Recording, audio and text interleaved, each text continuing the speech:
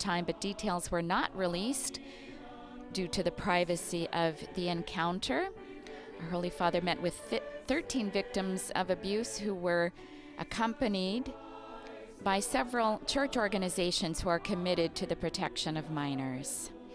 The meeting lasted over an hour, and it ended shortly about 8:15 local Lisbon time. That's information released by the Holy See Press Office. This morning, the Holy Father said Mass in private this morning. And this is his first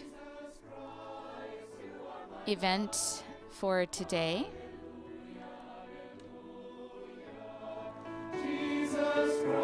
We hear one of the former World Youth Day theme songs now being performed. Here we see the Vatican delegation, the papal entourage. Now this is the Pope's second visit to Portugal. His first was in 2017. He went to the Shrine of Our Lady of Fatima on the 12th and 13th of May in order to take part in the centennial celebrations of the apparitions.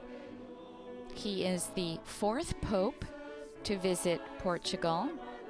Pope Paul VI visited here in 1967, and Pope John Paul paid 3 visits to Portugal. The first in 1982, a year after he was shot. He wanted to pay homage to Our Lady, whom he believed saved him from that assassination attempt, and he left the bullet there that had been extracted from him as a way of thanking her for having miraculously saved his life. He also went back to Portugal in 1991 and 2000, and Pope Benedict went to Portugal in 2010. So all of his predecessors, going back to Paul VI, have visited this particular country.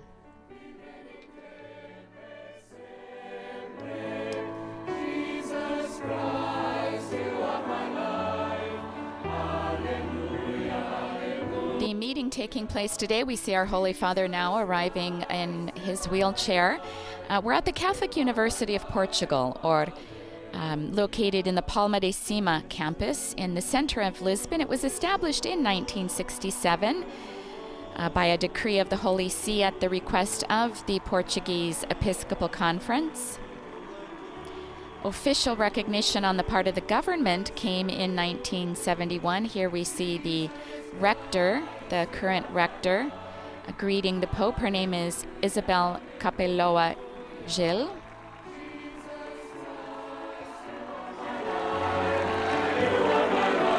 This is the first modern university in Portugal not to have been founded by the state, as a result of the concordat between the Portuguese government and the Vatican.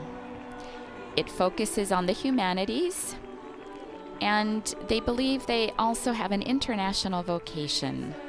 They have campuses based in other parts of Portugal,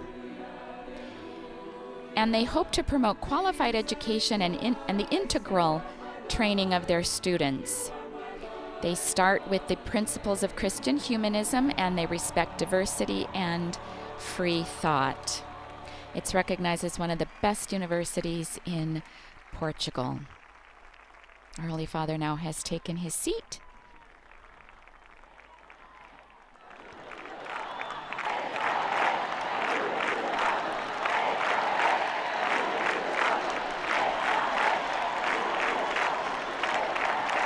Our Holy Father acknowledging the applause. And now the rector's welcome. Holy Father, welcome.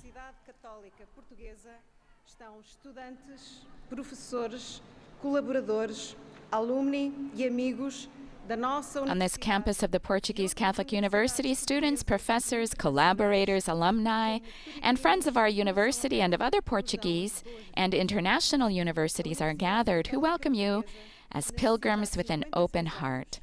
The Portuguese Catholic University was founded 56 years ago, originating from the Faculty of Philosophy of the Society of Jesus in Praga. Today it has 17 faculties and 4 campuses in Lisbon, Porto, Braga, and Viseu, with about 20,000 students. And in 1996, it established what is now the University of San Jose in Macau, China. We're a university on the move, with many international professors, about 2,000 professors, atribuindo bolsas de estudo e prémios a mais de 20% dos nossos alunos.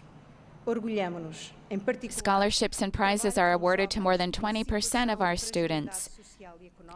We especially care about working with young people in situations of social and economic fragility, migrants and refugees, supported under the Pope Francis Fund.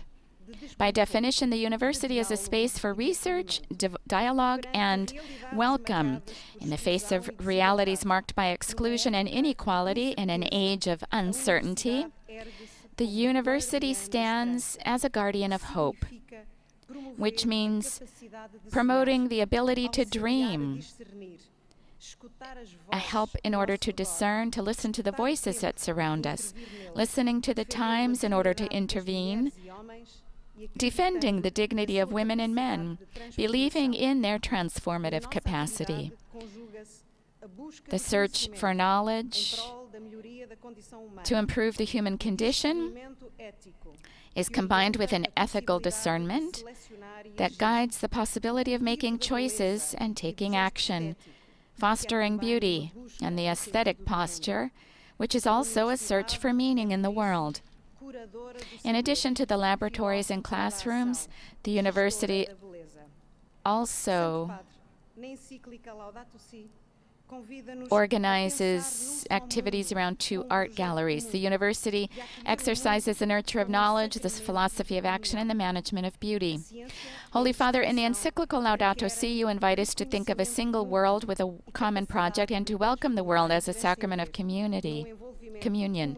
This should be the experience and practice of an academic. Indeed, science and research require mutual recognition and the ability to transform and transcend in community and collaborative involvement. Our proposal is rich in values because it springs from the humanistic Christian vision of existence.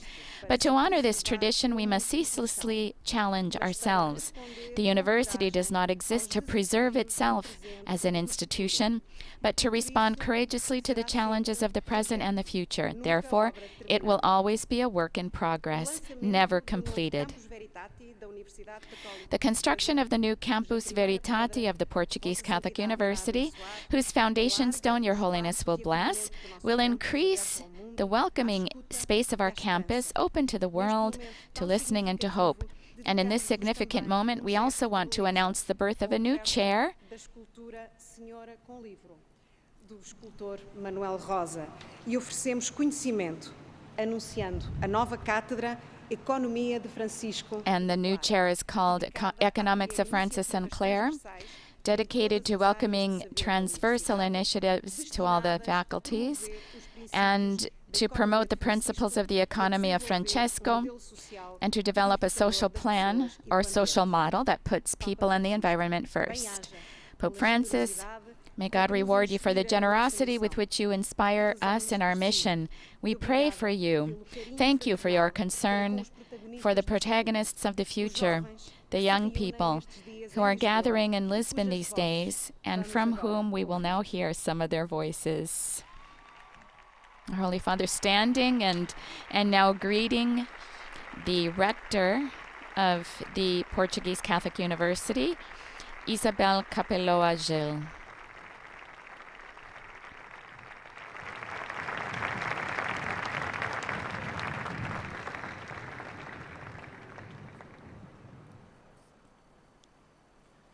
Santo Padre.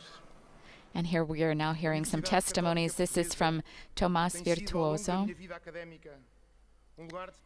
Holy Father, in my academic career, the Portuguese Catholic University has been a place of transversality of knowledge, in which everything is perceived as connected and interdependent, of renewed amazement in front of the beauty of created reality, whether in a mathematical equation or in a text of St. Augustine, and of a profound encounter with God, who sustains everything and gives meaning to everything.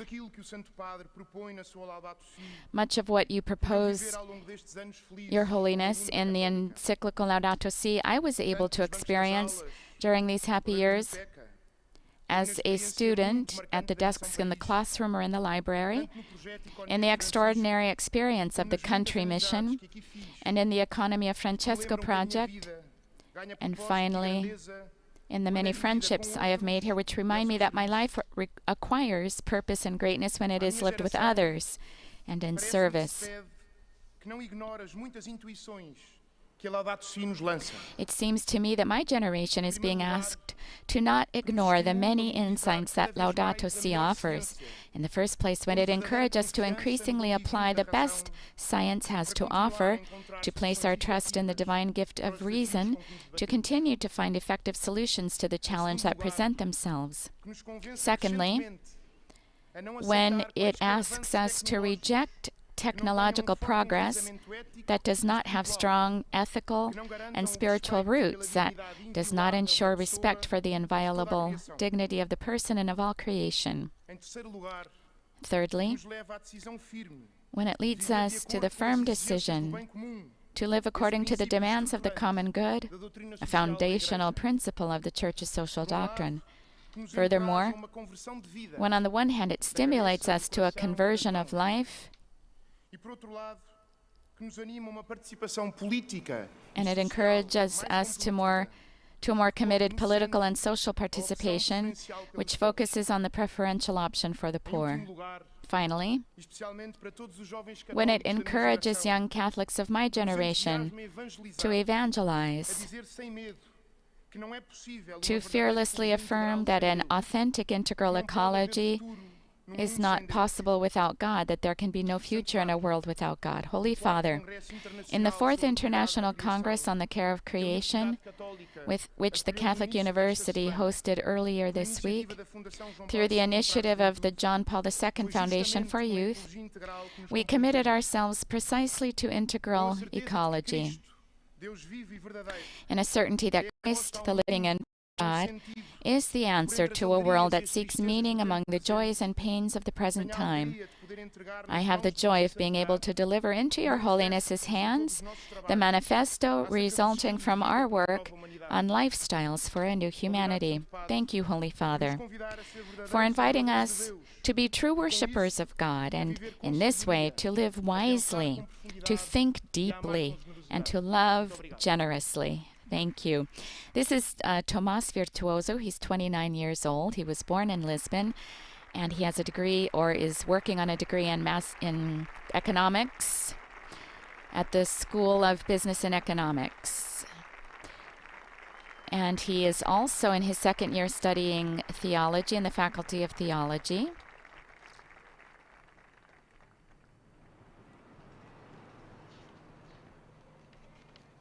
Santo Padre, reconheço hoje. This is Mariana Cravero. Converge com os princípios para os quais Vossa Santidade. Holy Father, today I joyfully recognize that my journey in this university converges on the principles towards which Your Holiness has summoned the academic world through the proposal of a global educational pact, and this is what I would like to focus on. I started studying at the Catholic University in 2020 in the midst of the pandemic. In this context, the university, through the Catholic Solidarity Program, helped me understand the urgency of seeing the human person as a priority. And so I was able to lend a hand every week to serve meals to the homeless and needy in the heart of the city of Porto. However, this experience was only a starting point. It's the way God taught me that this welcoming service to the most vulnerable and excluded had to be a daily priority as a student, as a member of an outgoing church.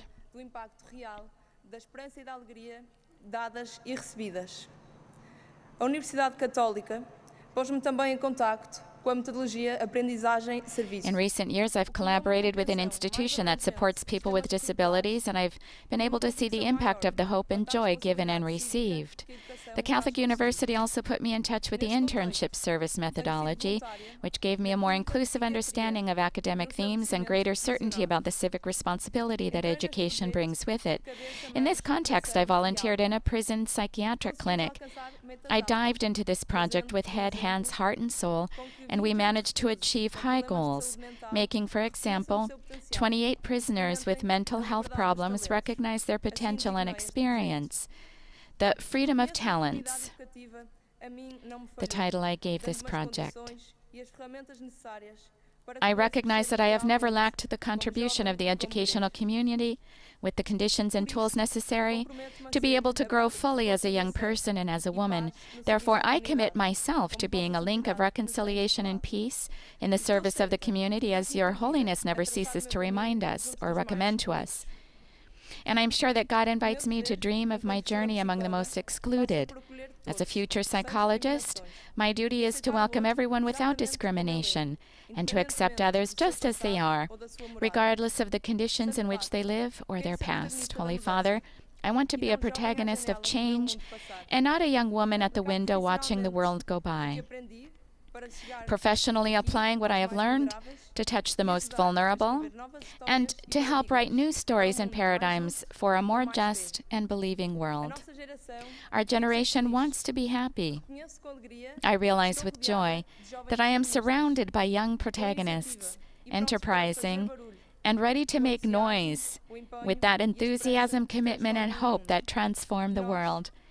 We young Christians have a great desire to infect others and show them that it is worth taking a risk with God. Holy Father, I know that God is young, and I see Him every day in each of us. Thanks a million. Mariana Cravero, born in Porto, she's 21 years old. She holds a degree in psychology from the Faculty of Education and Psychology. From 2023 onward, she will be a student of the Master's degree in Psychology of Justice and Deviant Behavior. And she's given a gift of a cross to our Holy Father and receives in return the gift of a rosary. Now we should be hearing a choral presentation.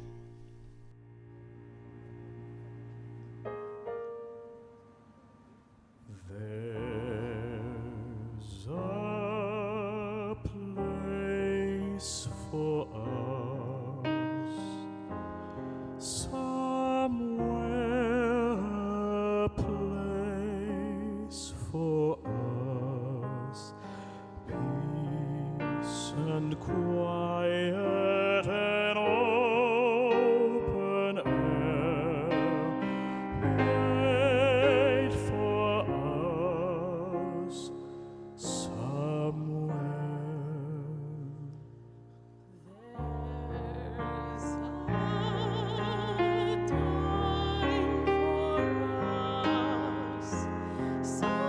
Someday a time for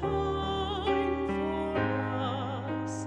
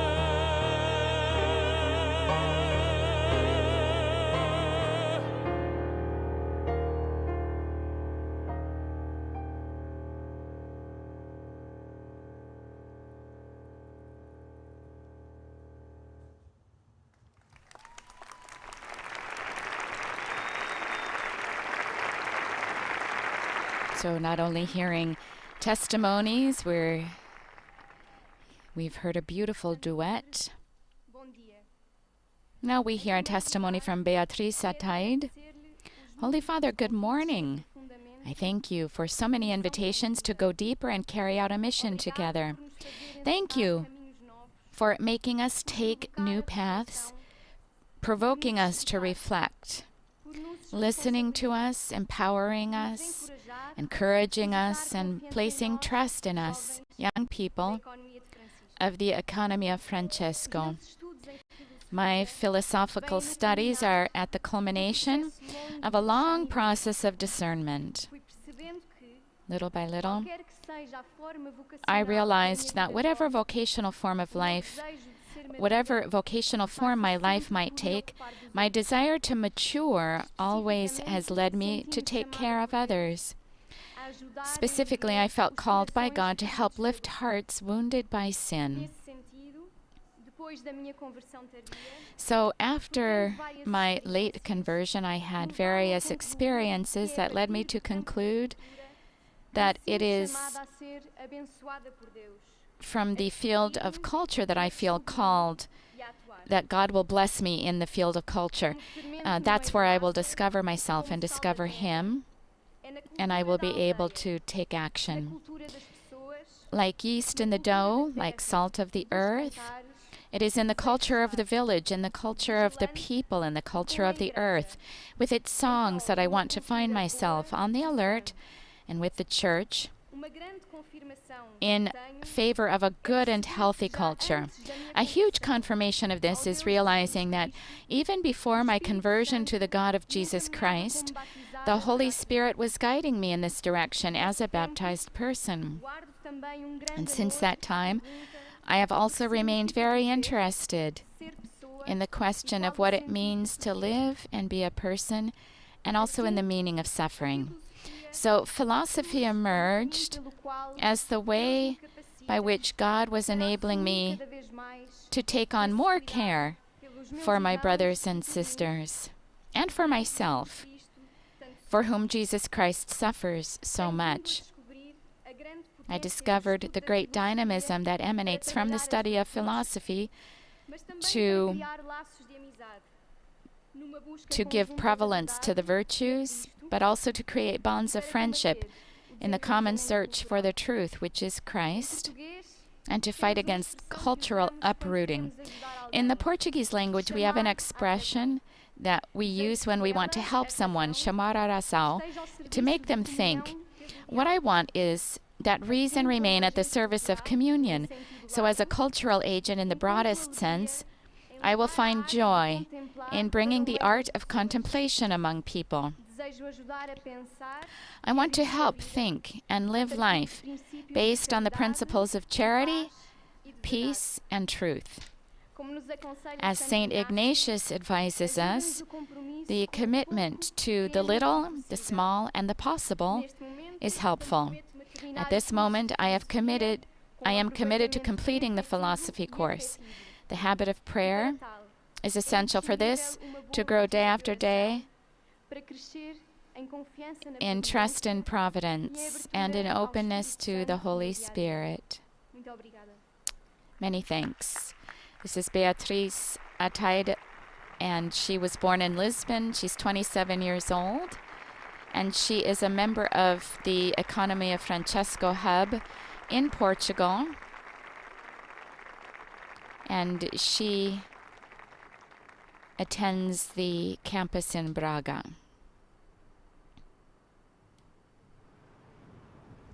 And we have one more testimony here, a testimony of Mahur Kafashian. I am a student of dentistry in Viseu since September 2022, initially displaced from my country, Iran. I took refuge in Ukraine, where a real war made me feel like a survivor. But above all, I am a believer, and I owe my hope regarding the future to the extraordinary team of the Catholic University. They have taken care of me and continue to do so within the context of the Pope Francis Social Support Fund. I was not the same person I am now. If they had told me last year that I was a very strong person, I probably wouldn't have believed it, but now I do. After everything I've been through, after the constant feeling of being without a home, family, friends, after being left without a home, without a university, without money, I know that the concept of strength doesn't mean that I don't feel tired, exhausted, and broken down by grief and loss. It just means that I have the strength, faith, and courage to carry on. I feel proud to be here for a new beginning in this beautiful and welcoming country, actively participating in the life of our common home and studying, while I too try to sow love, hope, and faith around me to those who unconditionally offer me a culture of encounter in this university. There are no words to describe my feelings right now, but I am blessed to be able to be here, proudly speaking to you about the past, about my past, believing that better days will come. Thank you. As we heard, this is Mahur Kafashian, a native of Iran, 25 years old. She's a student of dentistry in the Faculty of Dentistry located in the Visio campus. So we've heard testimonies from all of the campuses. We should be hearing from our Holy Father now, the address that he has prepared for the university students, the Catholic University of Portugal, founded in 1967, the same year that Pope Paul VI visited Portugal.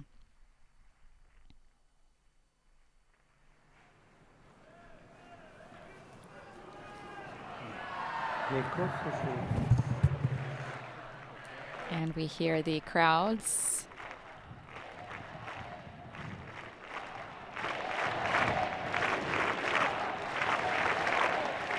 Many of these students most likely also participating in World Youth Day. Our Holy Father will be participating in the welcome ceremony this evening. Dear brothers and sisters, good day, he says in Portuguese. Gracias, señora rectora, por sus palabras. Thank you, Madam Rector, for your kind words. Ha dicho que You todos said sentimos peregrinos. that all of us feel like Una hermosa pilgrims, palabra, and that's a beautiful cuyo word, significado one merece ser well worth reflexionado. reflecting on. Literalmente significa dejar de lado la rutina cotidiana y ponernos en camino con un propósito, moviéndonos To be a pilgrim literally means to put aside our daily routine and to choose to set out on a different path, moving away from our comfort zone towards a new horizon of meaning. Vemos reflejada la conducta humana.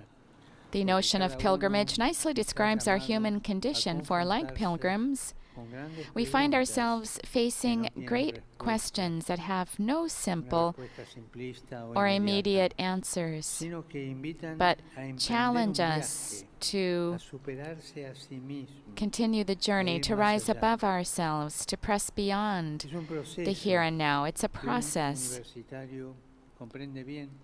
which every university student is familiar with. Y así crece también la búsqueda espiritual. Peregrino es caminar hacia una meta. A pilgrim moves toward a goal. Siempre está el peligro There's always the danger en un laberinto.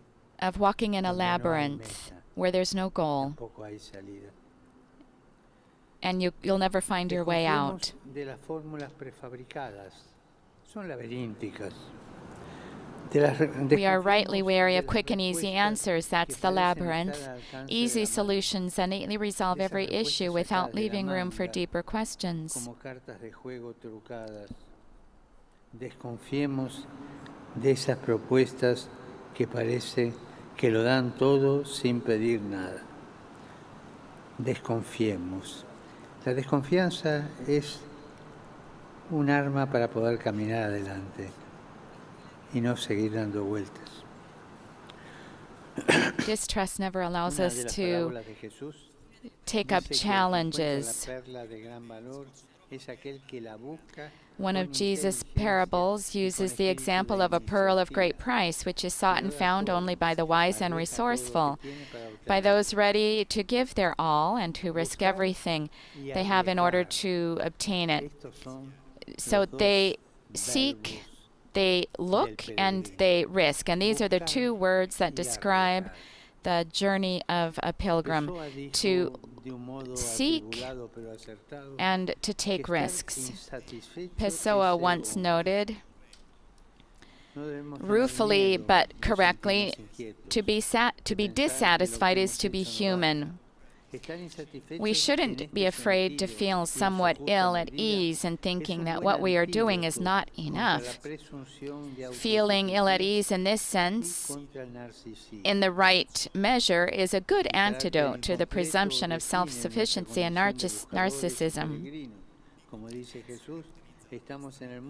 Our condition as seekers and pilgrims means that we will always be somewhat restless. There's always something incomplete. For as Jesus tells us, we are in the world, but we are not of the world. We're called to something higher. We'll never be able to soar unless we first take off. We should not be alarmed then if we sense an inner thirst, a restless, unfulfilled longing for meaning and a future. And in order to do this, we have to always have access to our memory. We shouldn't be sick or lethargic, but alive. Especially, we should only be worried when we are tempted to abandon the road ahead in order to seek a resting place that gives the illusion of comfort, or when we find ourselves replacing faces with screens, the real with the virtual, or resting content with easy answers that anesthetize us to painful and disturbing questions. We can find this in any... there's always ways that we'll find out how to behave well. But these easy answers always drug us. Friends, I would like to encourage you then to keep seeking and to be ready to take risks. At this moment in time, our world faces enormous challenges, and we hear a painful plea of so many of our brothers and sisters. We're living a Third World War piecemeal. We're not experiencing the agony of death, but we're experiencing a process of giving birth. Not at the end, we're not at the end, but we're at the beginning of a great new chapter of history, so we need to have courage. So we need to work on a new choreography, one that respects the dance of life by putting the human person at the center. And so your rector's words impressed me, especially when she said that the university does not exist to preserve itself as an institution, but in order to respond courageously to the challenges of the present and the future. Self-preservation is always a temptation. It's a knee-jerk reaction to fears that distort our view of reality. If seeds were to protect themselves, they would completely destroy their generative power and condemn all of us to starvation. If winter were to persist or never end, we would not marvel at the spring. So, replace your doubts with dreams.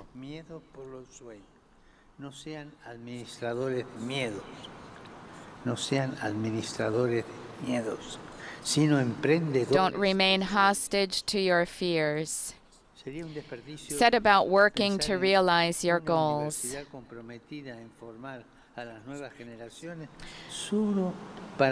A university would be useless if it were simply to train the next generation to perpetuate the present global system of elitism and inequality in which higher education is the privilege of a happy few.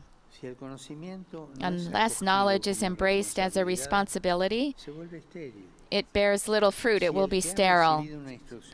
If someone who has benefited from a higher education, which nowadays in Portugal, as in the wider world, remains a privilege, makes no effort to give something in return, that person has not fully appreciated the value of the gift received. So I'm thinking in the book of Genesis, the first questions God asks are, where are you and where is your brother? It would be good for us to ask ourselves, where am I? Am I trapped in my own bubble? Or am I ready to take the risk of leaving my security behind and becoming a faithful Christian, working to shape a world of justice and beauty? Or again, where is my brother or sister? Experiences of fraternal service such as Mishao Pais and many others that arise within academic communities, which ought to be considered essential for those attending university. An academic degree should not be seen merely as a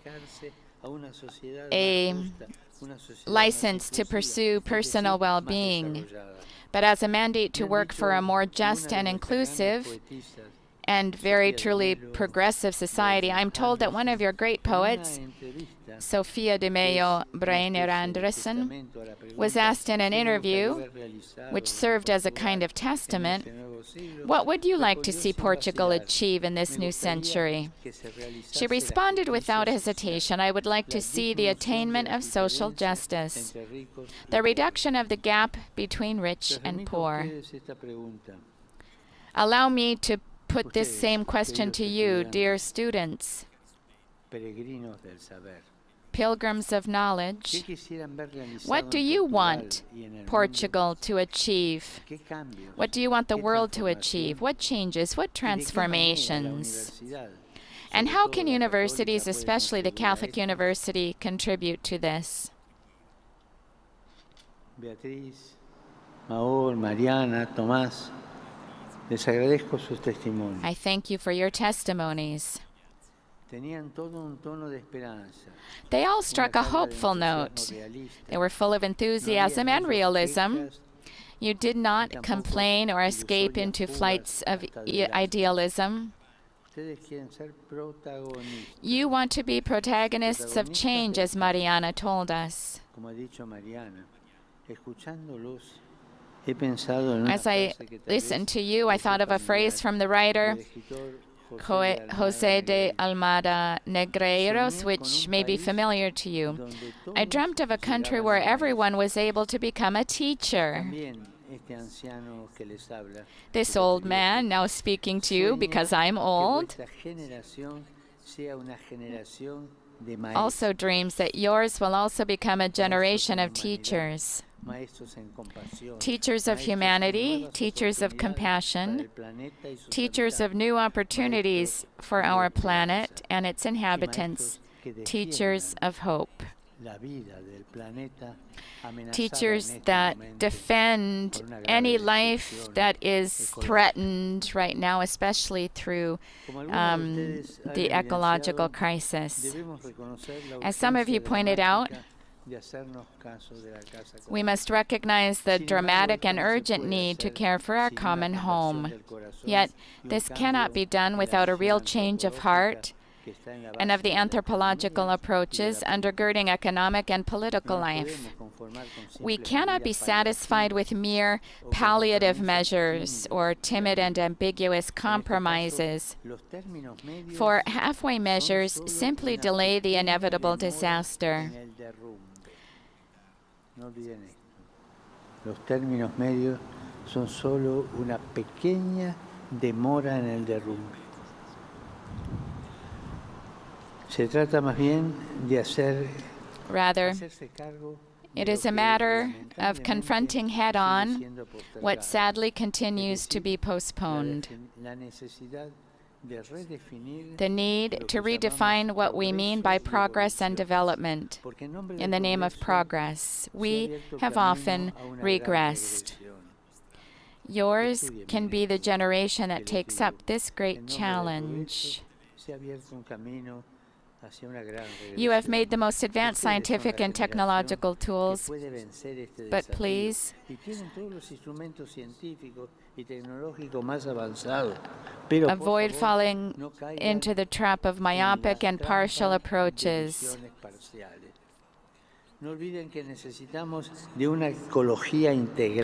Keep in mind that we need an integral ecology, attentive to the sufferings both of the planet and the poor.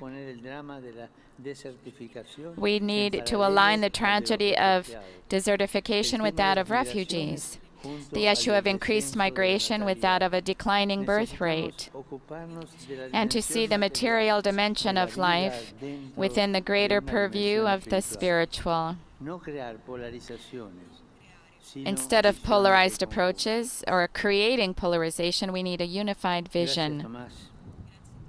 Thank you, Thomas, for reminding us that an authentic integral ecology is not possible without God, that there can be no future in a world without God. In response, I would say, make your faith credible through your choices.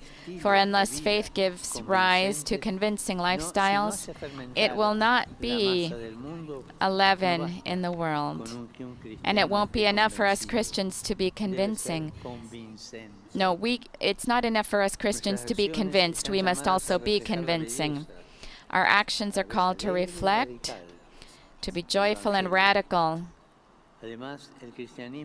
and witness the beauty of the gospel. Furthermore, Christianity cannot be lived as a fortress surrounded by high walls, a Christianity that raises the ramparts against the world. That is why I was moved by Beatrice's testimony when she said that it is precisely within the field of culture that she feels called to live the Beatitudes. In every age, one of the most important tasks for Christians is to recover the meaning of incarnation. Without the incarnation, Christianity becomes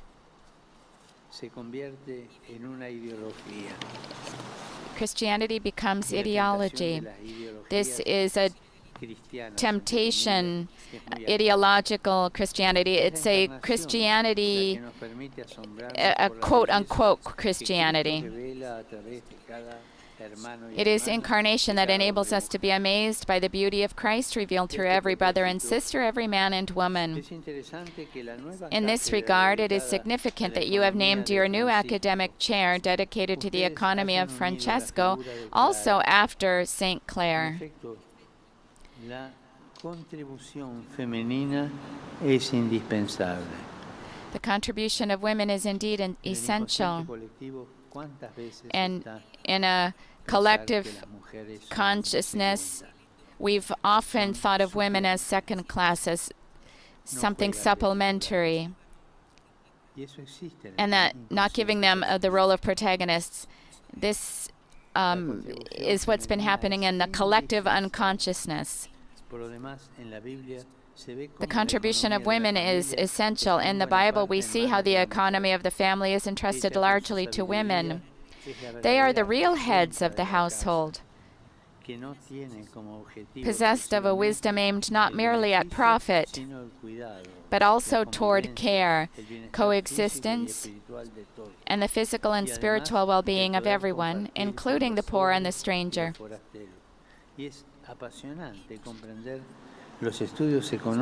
It's enthusiastic to approach the study of economics from this standpoint. For the sake of restoring to the economy its proper dignity, lest it fall prey to unbridled market speculation. The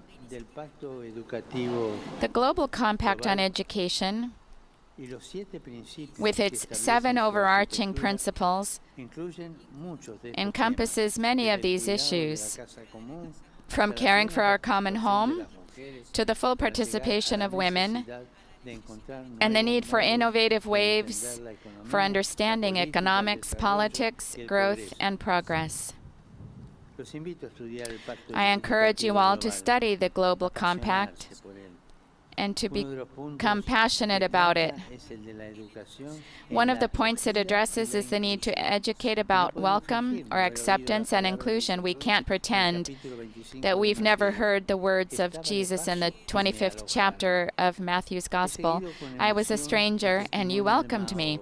So I was moved as I listened to Mahur's testimony when she described what it's like to live constantly feeling the absence of hearth and home and friends, of being without a home, a university, or money, tired, worn, and beaten down by grief and loss. She told us that she rediscovered hope because she met someone who believed in the transforming power of the culture of encounter. Every time someone offers a gesture of hospitality, it prompts a transformation. Dear friends, I'm very happy to see that you are a lively academic community, open to the current reality, in which the gospel is not a mere decoration, but an inspiration for your individual and collective efforts. I know that your lives are busy between study, friends, community service, civil and political responsibilities, care for our common home, artistic activities, and so forth. That is what it means to be a Catholic university. Each part is related to the whole, while the whole is to be found in each of its parts.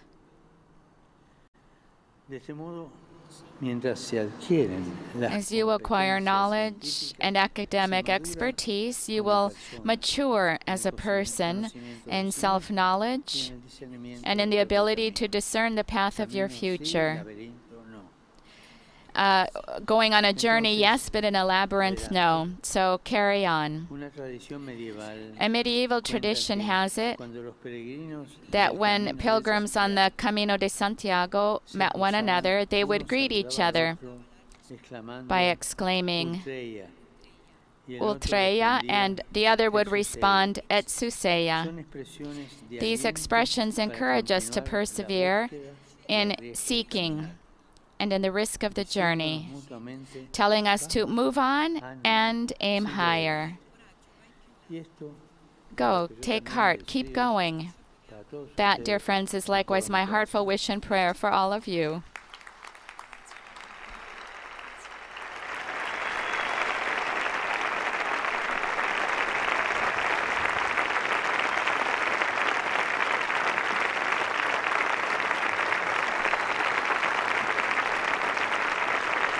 The crowd now reacting to the discourse of our Holy Father. We also see here Cardinal Tolentino in the line here, the prefect for the Dicastery of Culture and Education. It would have been the former Congregation for Education that established the Concordat for the foundation of this university. And we'll now be praying the Our Father together. Here again we see the President of the Republic taking part in this event. Con toda igreja, oremos como o Senhor nos ensinou. Pai nosso, que estais nos céus, santificado seja vosso nome. Venha o nosso vosso reino. Seja feita a vossa vontade, assim como no céu. O pão nosso de cada dia nos dai hoje. Perdonai-nos as nossas ofensas, assim como nós perdonamos a quem nos tem. E não nos deixeis tentação, mas livra-nos do mal. And now we'll be receiving the apostolic blessing. Bendito seja o nome do Senhor. O nosso auxílio vem do Senhor.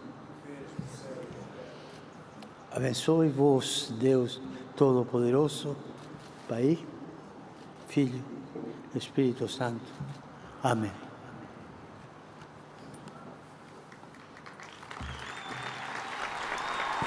And those here present now, about 6,500, 2,000 present, with about 6,500 in another hall, being able to see what's going on with screens, now applauding, all on their feet. At the end of our Holy Father's visit here to the Catholic University of Portugal.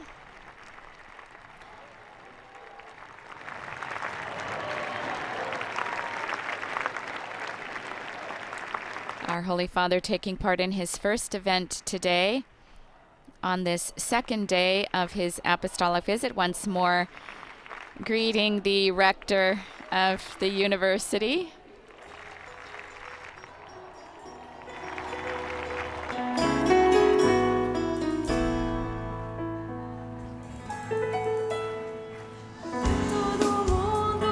Our Holy Father now beginning his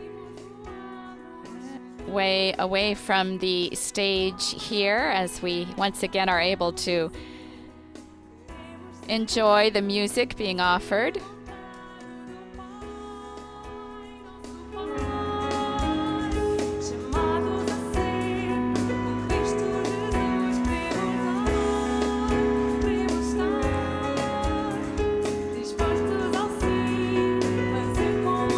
Holy Father now in his wheelchair taking his leave.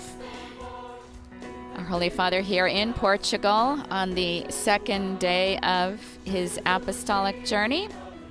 He will be driving by car now about 35 kilometers to Cascais, where he will visit the headquarters of Scholas Ocorrentes, and as we heard earlier, he is now blessing the cornerstone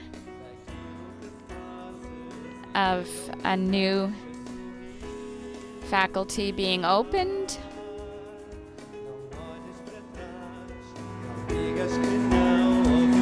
The faculty of, or the chair, excuse me, of the economics of Francis and Claire.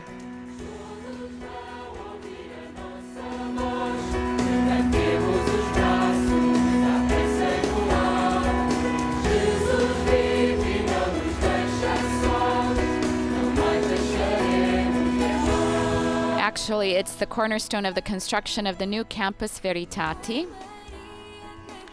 that he just blessed.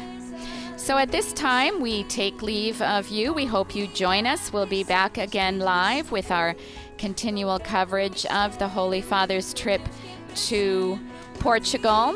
He'll be appearing at the headquarters of Scholas Ocorrentes in about 20 minutes. But I also invite you to visit the Vatican News web portal, our Facebook, Instagram, YouTube, and Twitter accounts. You'll find continuous coverage of all of Pope Francis' events during his apostolic journey here to Portugal, as well as coverage of other Vatican and world news.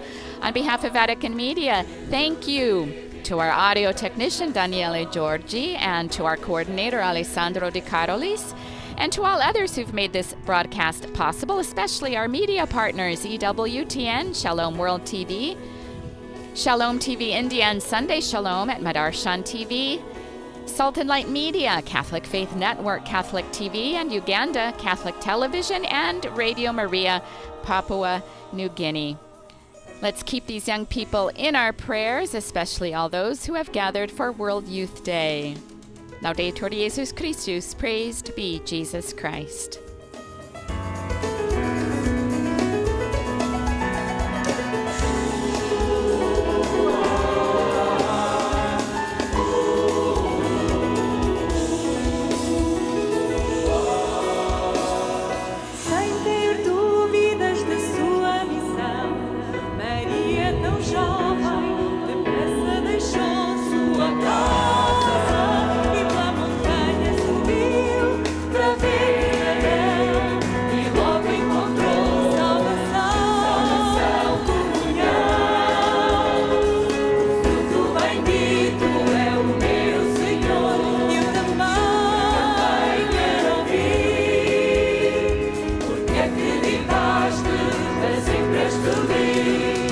Todos vão ouvir a nossa voz.